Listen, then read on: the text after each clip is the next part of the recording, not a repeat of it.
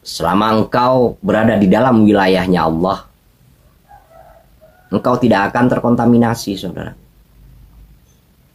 Karena hidup yang sebenarnya menghidupkan itulah Allah. Bukan makanan, bukan pekerjaan. Bahagia yang sebenarnya bahagia itulah Allah itu sendiri. Tanpa Allah engkau tidak akan bisa bahagia. Tanpa Allah engkau tidak akan bisa hidup. Tanpa Allah engkau tidak akan bisa bergerak. Tanpa Allah engkau tidak akan bisa melihat. Tanpa Allah engkau tidak akan bisa mendengar.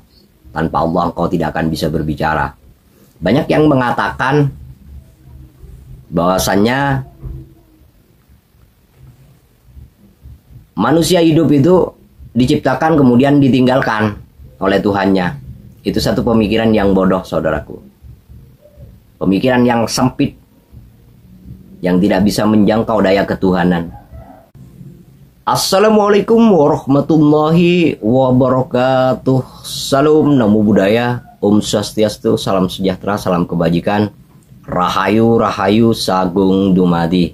Saudaraku yang budiman, saudaraku yang dirahmati Allah, pada kesempatan kali ini Teras Kehidupan akan menyajikan sebuah pembahasan yang akan kita bahas bersama. Mari kita bahas bersama, karena saya juga di sini belajar, saudaraku. Saya juga belajar dan akan terus belajar sampai ajal ini menjemput, saudaraku. Karena tidak ada masa bagi orang yang mau belajar. Jadi masanya sampai tubuh ini pulang ke rahmatullah. Jadi tidak ada pembatasan dalam pembelajaran. Mau dari usia 0 sampai kita dijemput oleh sakratul maut, saudaraku. Itulah orang yang belajar. Dan bagi orang yang mau belajar, saya yakin dan percaya, bukan hanya sekedar yakin, tapi hakul yakin. Dan saya membuktikannya sendiri, pasti hidupnya akan terang benderang, saudaraku. Hidupnya pasti dipenuhi dengan kebahagiaan. Hidupnya pasti dipenuhi dengan cahaya-cahaya ilahi, saudara. Saudaraku yang budiman, saudaraku yang dirahmati Allah. Pada kesempatan kali ini, kita akan membahas tentang orang yang mati daya ketuhanannya, saudaraku. Orang yang mati daya ketuhanannya adalah orang-orang yang senantiasa hidupnya hanya mengabdikan kepada dunia saja. Dia hanya mengabdi di jalannya hawa nafsunya saja. Itulah yang disebut orang-orang yang mati daya ketuhanannya. Bagaimana mau disebut hidup? Hidupnya hanya dihabiskan berleha-leha di dunia ini, saudaraku. Jadi tidak pernah untuk Allah, bagi Allah, dan hanya Allah. Tidak pernah, saudaraku. Itulah orang yang mati daya ketuhanannya.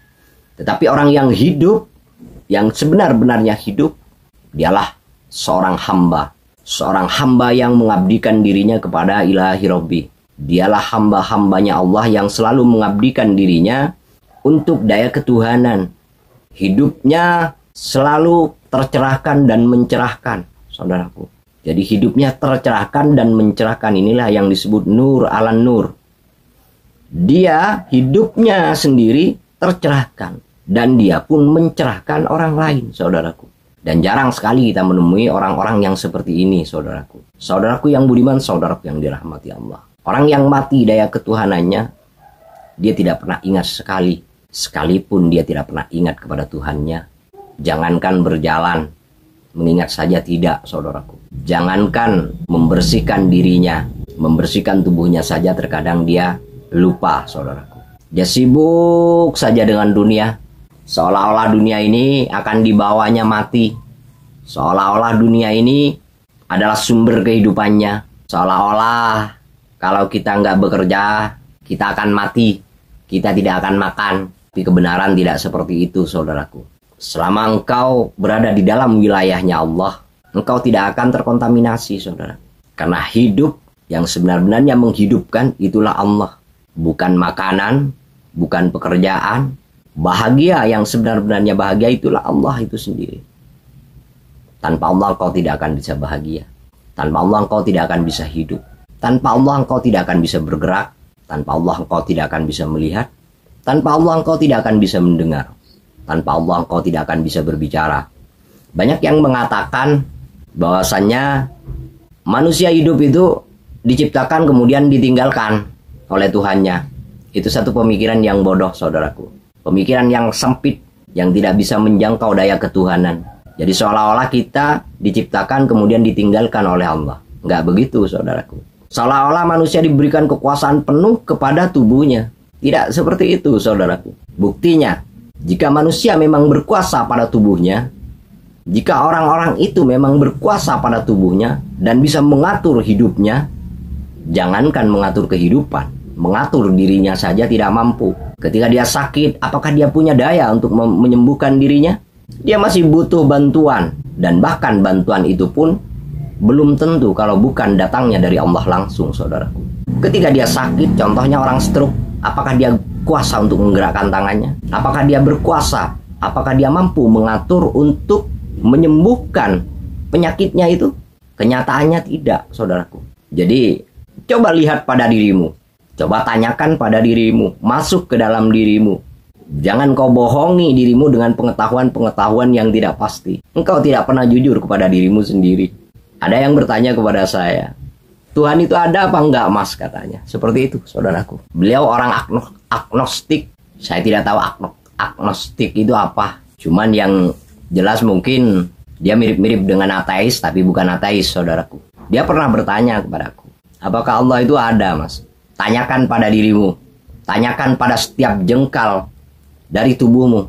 Tanyakan pada telingamu, tanyakan pada matamu, tanyakan pada hidungmu, tanyakan pada mulutmu, tanyakan pada tubuhmu. Tanyakan pada tiap helai rambutmu, apakah engkau bisa membuat satu rambut? Apakah kita akan bilang bahwa ini terjadi begitu saja? Nah, terjadinya begitu saja itu kalau tidak ada yang menterjadikan begitu saja, itu tidak mungkin terjadi, saudara. Kalau masih bisa diungkapkan dengan kata-kata, berarti ada yang membuatnya, saudaraku. Jelas itu. Jadi saya bukan tidak menghargai kepercayaan mereka. Saya menghargai, saudara, karena saya mencintai siapapun. Karena saya tidak pernah melihat apapun golongan mereka, apapun ras mereka, apapun agama mereka. Saya hanya memandang dia. Jadi dia yang saya pandang setiap saatnya. Dan saya terus mempelajari tentang itu, saudara. Terus dan terus bercengkerama. Saya terus melakukan riadoh itu. Jadi ketika ada orang bertanya, ya tanyakan dirimu. Karena semua jawaban itu ada pada dirimu. Dan ketika dirimu jujur pada dirimu sendiri, engkau tidak terkontaminasi oleh orang lain, maka engkau akan menemukan dirimu. Sebenarnya ateis, agnostik, semua itu adalah perjalanan, saudaraku. Cuman kita yang tidak memahami, itu adalah perjalanan pencarian dirinya. Banyak, termasuk saya dulu ya, seperti itu. Ketika melakukan perjalanan, banyak tahapan-tahapan yang saya lewati, termasuk ateis, termasuk agnostis. Semuanya dilewati, saudaraku. Jika engkau ingin tahu jawabannya, yang ateis, yang agnostik, masuk ke dalam dirimu, tanyakan kepada dirimu, tanyakan kepada kejujuranmu. Jangan hanya katanya orang lain, katanya si A, dijelaskan sama si A, begini dan begitu, kamu percaya. Bohong, bodoh ketika kita percaya kepada orang lain. Karena setiap omongan belum tentu sesuai dengan kenyataannya. Yang tahu kenyataan itu adalah dirimu. Dan kamu harus mengalami untuk melihat dan menyaksikan kenyataan itu. Dan engkau harus menjadi pelaku di dalamnya, saudaraku. Kalau engkau tidak menjadi pelaku di dalamnya, engkau tak akan pernah mengerti. Engkau hanya akan dibohongi oleh akal pikiranmu sendiri. Ditutupi oleh belief-belief yang akan mengikatmu, yang akan merantaimu sepanjang masa. Dan kau tidak akan pernah menemukan dirimu.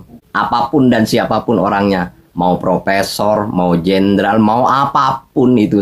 Mau presiden, mau dia sultan, mau dia apapun. Ketika dia belum bisa menemukan dirinya, maka sejatinya orang itu masih mati. Temukan dirimu dulu dan tanyakan pada dirimu. Dan jangan bohongi dirimu sendiri. Dan jangan tutupi dengan akal-akal pikiran. Karena yang tumbuh berkembang di sini adalah akal pikiran, saudaraku. Dia bisa dibawa kemana saja kalau kita mau. Dia bisa dibawa ke ateis. Dia bisa dibawa ke agnostik. Dia bisa dibawa kepada liberal. Dia bisa dibawa kemana saja, saudaraku. Tergantung kita yang mau membawanya. Tapi ingat, di situ ada satu titik yang tidak pernah engkau sentuh. Sentuhlah titik itu agar engkau mengerti. Agar engkau bisa memahami apa dan siapa kebenaran dirimu dan alam semesta ini. Karena ketika engkau tidak memahami tentang hal itu, engkau tidak akan pernah tahu, saudaraku. Coba pahami itu semua. Pahami dan mengerti dirimu. Baru engkau akan mengetahui semuanya.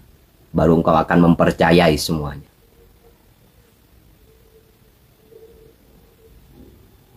Saudaraku yang budiman, saudaraku yang dirahmati Allah. Kesempatan tidak akan datang dua kali. Karena awan yang sudah lewat tidak mungkin berjalan mundur. Pasti ada awan-awan yang sebentar lagi akan datang. Yang datang itu apakah putih, apakah hitam, ataukah bening yang datang. Ketika bening kau akan tembus pandang kepada langit. Ketika putih engkau akan kabur pandanganmu. Ketika hitam kau tidak akan bisa melihat. Coba pahami itu, saudaraku. Mungkin cukup sekian. Wabillahi taufiq wal hidayah. Wassalamualaikum warahmatullahi wabarakatuh. Merdeka.